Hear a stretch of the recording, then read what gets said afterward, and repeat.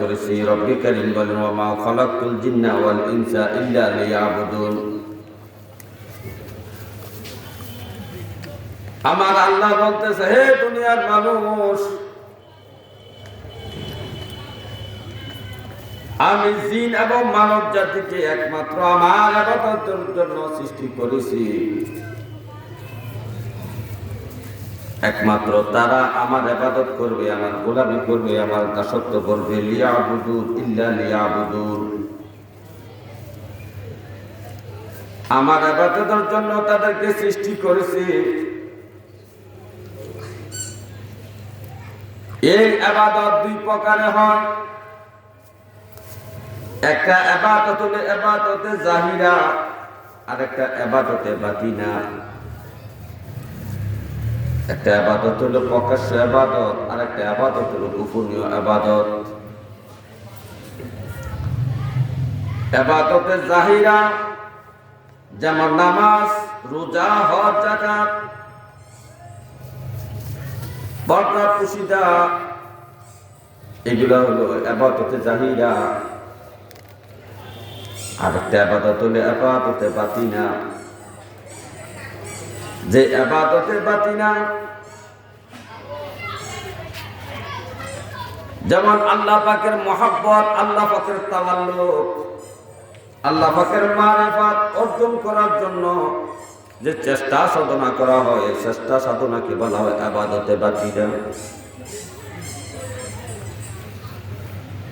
আল্লাহ পাকের এই জাহের এবং বাতেন ইবাদত শিখতে হলে ইলম অর্জন করা লাগবে। ইলম অর্জন ব্যতীত আল্লাহ পাকের ইবাদত করা যাবে না। ইবাদত দেখে দেখে শিখা যায় না, ইবাদত একজন উস্তাদের কাছে শিখতে হয়। এই ইবাদতে জাহিরা এবং ইবাদতে বাতিনা যদি সঠিকভাবে সহিষ্ণুভাবে আমল করতে হয়, আদায় করতে হয়, তাহলে আমাকে আপনাকে সবাইকে ইলম অর্জন করা লাগবে। এই জন্য নবীজি বলেন, হে আমার সাহাবারা, তালাবুল ইলমি ফরিদাতুন আলা কুল্লি মুসলিম।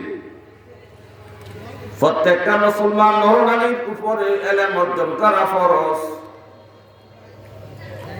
যতটুকু ইলম অর্জন করলে ঈমান, নামাজ, রোজা, হজ, যাকাত, আল্লাহ পাকের মহব্বত, মারিফাত অর্জন করা যাবে, আল্লাহ পাকের সন্তুষ্টি অর্জন করা যাবে। ততটুকু ইলম ইবাদত করার জন্য ততটুকু ইলম অর্জন করা ফরজ। যেমন নামাজ পড়তে যা লাগবে, যত সূরা কেরাত লাগবে, তাসবিহ, তাহলিল, দোয়া, দুরূদ, আত-তাহিয়াত, দুরূদ, দোয়া, মাসুরা, এবং বিকেলের নামাজ পড়তে গেলে দোয়া কুনুত পড়তে হবে। এই এশার এই নামাজটুকু আদায় করার জন্য যা শিখা দরকার, নামাজের 13টা ফরজ, 14টা ওয়াজিব, 12টা সুন্নতে মুআক্কাদা, এগুলা নামাজ ভঙ্গের কারণ। এই ইত্যাদি বিষয়ে যতটুকু জ্ঞান অর্জন করলে নামাজটা সহিষ্ণুভাবে পড়া যাবে, কতটুকু ইলম অর্জন করা প্রত্যেকটা মুসলমানের উপর ফরজ। আরেকটা ফরজ হলো মানুষকে স্বভাব চরিত্রকে সুন্দর করার জন্য, আমল আখলাক সুন্দর করার জন্য যতটুকু ইলম অর্জন করার দরকার, ততটুকু ইলম অর্জন করা প্রত্যেকটা মুসলমানের উপর ফরজ। এর জন্য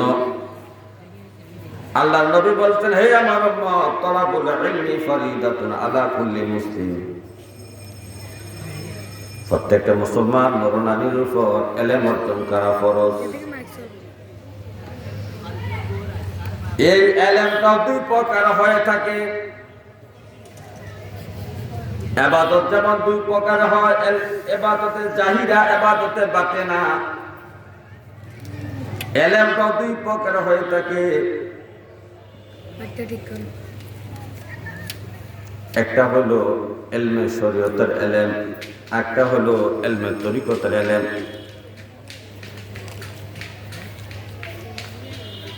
ইলমে শরীয়তের ইলম যেটাকে বলা হয় জবানি ইলম, ইলমে ফিকহ, ইলমে শরীয়ত।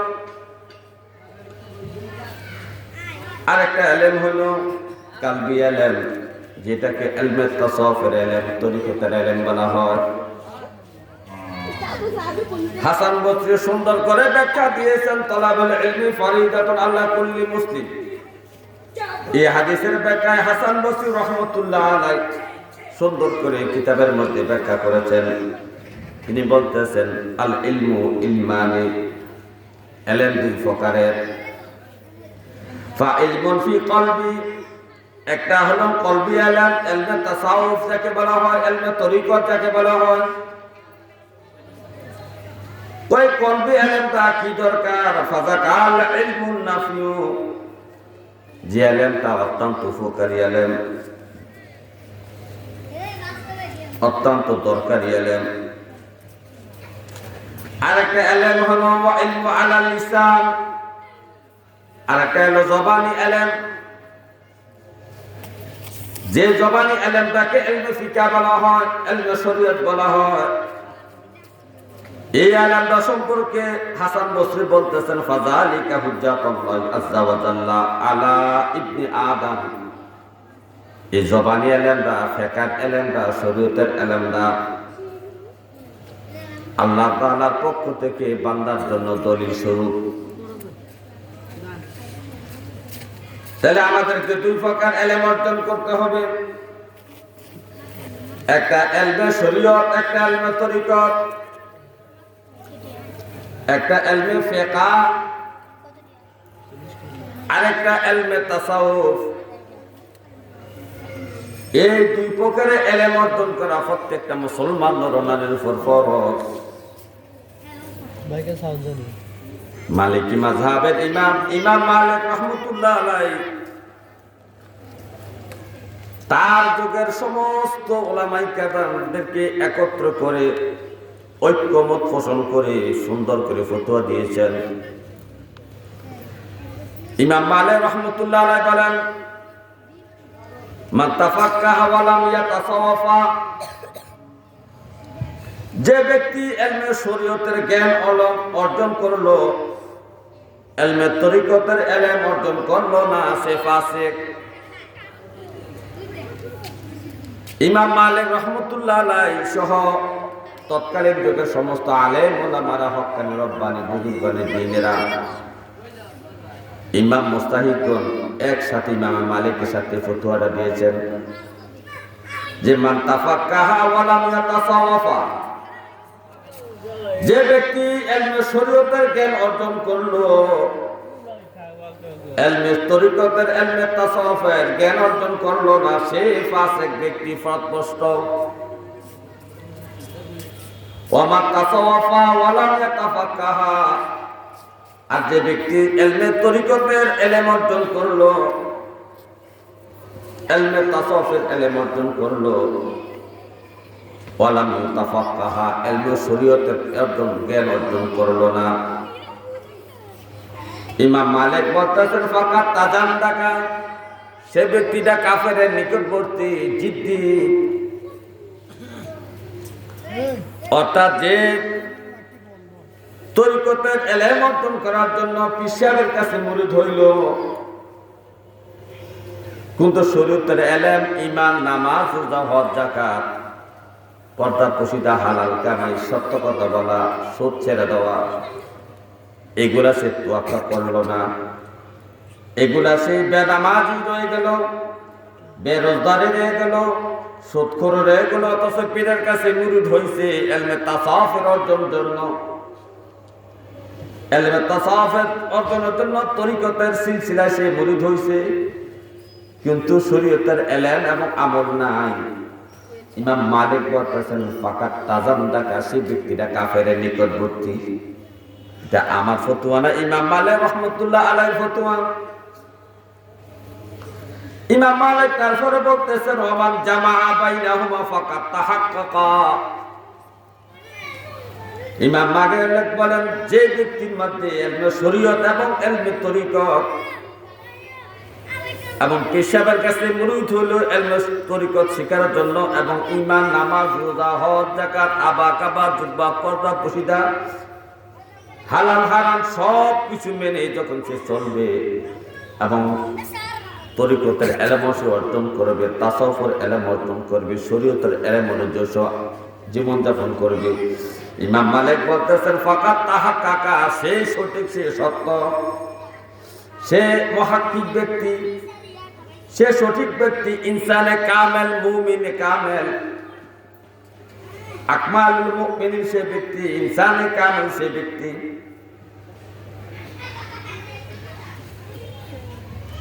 তাহলে আমাদেরকে ইলমে শরীয়ত এবং ইলমে তরিকত দুই প্রকার ইলম অর্জন করতে হবে। এই দুই প্রকার ইলমের মধ্যে একটা ইলম হলো ইলমে তাসাউফ, ইলমে তরিকত। তো এখন ইলমে তরিকত কাকে বলে, তরিকতের ইলম কাকে বলে, তাসাউফের ইলম কাকে বলে, এটা আমাদের জানা দরকার। তরিকতের ইমামগণ, মাযহাবের ইমামগণ, হক্কানি রব্বানি আলেম ইমাম মুস্তাহিদগণ তরিকতের সংজ্ঞা কি দিয়েছেন এটা আমাদের জানা দরকার। কারণ বর্তমান যুগে তরিকতের যে হাল অবস্থা দেখা যায়, আগেকার যুগের ইমাম মুস্তাহিদের, হক্কানি রব্বানি পীর বুজুর্গদের তরিকতের শিক্ষা এমন ছিল না। তরিকতের সংখ্যা দেওয়া আছে কিতাবের মধ্যে, ওয়া ইলমু তরিকাতি ওয়া হিয়া মুবাহিসুল মুহলিকাত ওয়া মুনজিয়াত।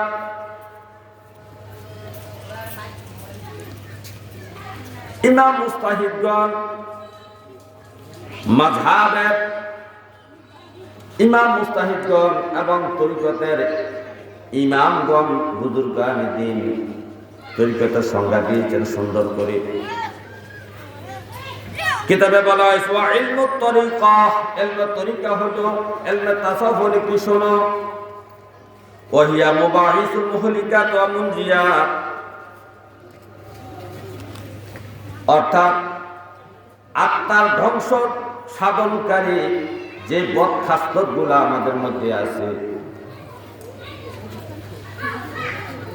আমাদের কলব আত্মার ধ্বংস সাধনকারী যে বদখাসলতগুলো আছে, খারাপ চরিত্রগুলো আছে, খারাপ দিকগুলো আছে,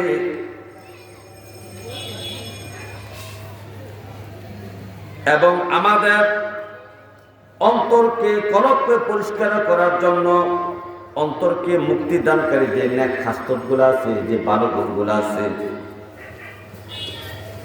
নেক খাসলত এবং বদ খাসলতের এই দুইটা এলেমের সমন্বয় হলো ইলমে তরিকত। এই দুইটা নেক খাসলত এবং বদ খাসলত, এই দুই প্রকার এলেমের সমন্বয় হলো তরিকত। অর্থাৎ আমি বদ খাসলতগুলা জানবো, জানার পরে এগুলো থেকে আমি দূরে থাকবো, নেক খাসলতগুলো আমি জানবো, এগুলাকে আমি আঁকড়িয়ে ধরবো। এটা হলো ইলমে তরিকতের শিক্ষা।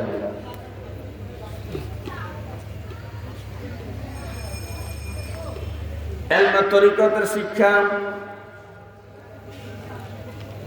এই যে মুহলিকাত, আত্মার ধ্বংস সাধনকারী যে বদ খাসলতগুলা, যেগুলা আমাদের অন্তরকে হালাক করে দেয়, ধ্বংস করে দেয়, আমাদের স্বভাব চরিত্রকে ধ্বংস করে দেয়, আমাদের আমল আখলাককে ধ্বংস করে দেয়, এই বিষয়গুলার নাম হলো মুহলিকাত। যেমন মুহলিকাতে অনেকগুলা প্রকার আছে, কিতাবের মধ্যে প্রায় 38 প্রকারের মুহলিকাতের বিষয় উল্লেখ করা হয়েছে। এর মধ্যে একটা আত্মা ধ্বংসকে সাধনকারী একটা বদখাসলত হলো অহংকার করা, কিবর অহংকার করা। এই কিবর অহংকার করা প্রত্যেকটা মানুষের মধ্যে আছে। এই অহংকার আমাদেরকে ধ্বংস করে দিচ্ছে, আমাদের আমলগুলোকে ধ্বংস করে দিচ্ছে। এই অহংকার সম্পর্কে আমাদের জানা দরকার। আর এই জানার পরে আমাদেরকে অহংকার থেকে দূরে রাখার জন্য আমাদেরকে মুনজিয়াতের স্বভাবগুলা, নেককাস্তত স্বভাবগুলা আমাদের স্বভাবের মধ্যে, চরিত্রের মধ্যে আনয়ন করতে হবে। আরেক প্রকারের বদকাস্ত হলো হিংসা করা। আরেক প্রকারের বদকাস্ত হলো শত্রুতা করা, বেহুদা মানুষের সাথে শত্রুতা করা। আরেক প্রকারের বদকাস্ত হলো রাগ করা। আরেকটা বদকাস্ত হলো পর নিন্দা করা, গীবত করা। আরেকটা বদকাস্ত হলো কৃপণতা করা। আরেকটা বদকাস্ত হলো লোক দেখানো ইবাদত করা, লোক দেখানো দান সদকা করা। এভাবে প্রায় আমাদের 37 থেকে 38 প্রকারের বদকাস্ত আমাদের মধ্যে আছে। এই বদকাস্ত গুলা আমাদেরকে জানতে হবে। এগুলা আমাদের মুর্শিদ, আমাদের পীর সাহেব আমাদেরকে জানাবেন। অহংকার কি জিনিস আমি জানি না, আমি তো সাধারণ মানুষ। অহংকারের বিষয়ে আমার পীর সাহেব আমাকে জানাবেন। লোভ কি জিনিস আমি এগুলো বুঝি না। লোভ করলে কি পাপ হবে, লোভ করলে কি ক্ষতি হবে, এটা আমি জানি না। আমার পীর ও মুর্শিদ এই লোভ সম্পর্কে ওয়াজ করে আমাকে বুঝাবেন এবং আমাকে এ থেকে বিরত থাকার জন্য উপদেশ দিবেন। অহংকার করা কি জিনিস এটা আমি জানি না। এই অহংকারের বিষয়ে আমাকে ওয়াজ নসিহত করে আমার মুর্শিদ আমাকে বুঝাবেন। রিয়া, লোক দেখানো, লোক দেখানো ইবাদত কোনটা বলে লোক দেখানো ইবাদত, কোন ইবাদতটা লোক দেখানো হয় এটা আমি জানি না। আমি তো দান সদকা করতেছি, নামাজ পড়তেছি, কিন্তু লোক দেখানো ইবাদত কোনটা হয় এটা আমি জানি না। এটা আমাকে জানাবে আমার পীর সাহেব। কে জানাবে? কারণ তরিকতের আলেম পীর সাহেবের কাছে আছে, তরিকতের আলেম আলেম ওলামার কাছে নাই। আলেম ওলামার কাছে, বক্তাদের কাছে আছে শরীয়তের আলেম। আপনি কিভাবে নামাজ পড়বেন? নামাজের মধ্যে 13টা ফরজ। শরীয়তের আলেম, বক্তা এরা শরীয়তের আলেম দিতে পারবে। নামাজে 13টা ফরজ, নামাজে 14টা ওয়াজিব, নামাজের মধ্যে 12টা সুন্নাতের ওয়াক্ত আদায় করতে হবে। এই শরীয়তের আলেম একজন আলেমের কাছে থাকে, কিন্তু তরিকতের আলেম একজন আলেমের কাছে থাকে না, একটা পীর বুজুর্গের কাছে থাকে। সুতরাং অহংকার কি জিনিস, এই জিনিসটা একমাত্র পীর সাহেব ছাড়া কেউ বোঝাতে পারবে না তার মুরিদ কি। আমি অহংকারের বিষয়ে যদি আপনাকে হাজারো ওয়াজ নসিহত করি, এটা আপনার তাসির হবে না। আমি যদি অহংকারের বিষয়ে আপনাকে ওয়াজ নসিহত করি, এটা আপনার মধ্যে তাসির হবে না। কিন্তু পীর সাহেবের যে অহংকারের বিষয় যদি মুরিদকে বুঝাইয়া দেয়, লোভের বিষয় যদি পীর সাহেব মুরিদকে বুঝাইয়া দেয়, গীবতের বিষয় যদি পীর সাহেব মুরিদকে বুঝাইয়া দেয়, তারপরে রাগের বিষয় যদি, হিংসার বিষয় যদি পীর সাহেব মুরিদকে বুঝাইয়া দেয়, যে আত্মার ধ্বংস সাধনকারী মুহলিকাতের যে 38টা বিষয় আছে, 38টা বিষয় যদি পীর সাহেব তার মুরিদদেরকে বুঝাইয়া দেয়, ওসিয়ত করে, নসিহত করে, তাহলে এটা মুরিদের পক্ষে যতটুকু কাজ করবে। আমি শরীয়তের হুজুর যে তখন আলোচনা করি, যদি 10 ঘন্টা আলোচনা করি আপনার মধ্যে, আমি বিন্দু ফেরিনে বোঝাতে পারবো না। কারণ এটা কাজ হবে না, আমার ওয়াজে আপনার কাজ হবে না। একজন বুজুর্গ ব্যক্তি আলোচনা করলে যতটুকু তাসির হবে, এই তরিকতের বিষয়টা শরীয়তের হুজুরে এটা করলে তাসির হবে না। তারপরে মহলিকা, এটা তরিকতে এলেম। এই এলেমটা একমাত্র পীর সাহেবের কাছে পাওয়া যাবে। মহলিকাত আর মুনজিয়াত, মুনজিয়াত হলো নেককাস্তগুলা। আমার স্বভাবের মধ্যে, চরিত্রের মধ্যে, আমার মধ্যে কি কি গুণ থাকলে আমি নাজাত পাবো, মুক্তি পাবো, আমি ইনসানে কামেল হইতে পারবো, আমি আল্লাহর ওলি হইতে পারবো, আমি নবীর আশিক হইতে পারবো, আমার মৃত্যুতে সাকরাতের কষ্ট হবে না, কবরে আমার চাপ দিলেও আমাকে চাপটা আমার খারাপ অনুভব হবে না, কবরের 3টা প্রশ্নের উত্তর আমার কাছে অতি সহজ হয়ে যাবে, হাসরের মাঠের 5টা প্রশ্নের উত্তর আমার কাছে সহজ হয়ে যাবে। যে স্বভাবগুলো আমার মধ্যে আনয়ন করলে আমার শরীয়তের আমলটা সহিষ্ণুত হয়ে যাবে, আমার মালিক, আমার রব আমার যে আমলটা পছন্দ করবেন, আমার রবের সাথে যে আমার মহব্বত করবে,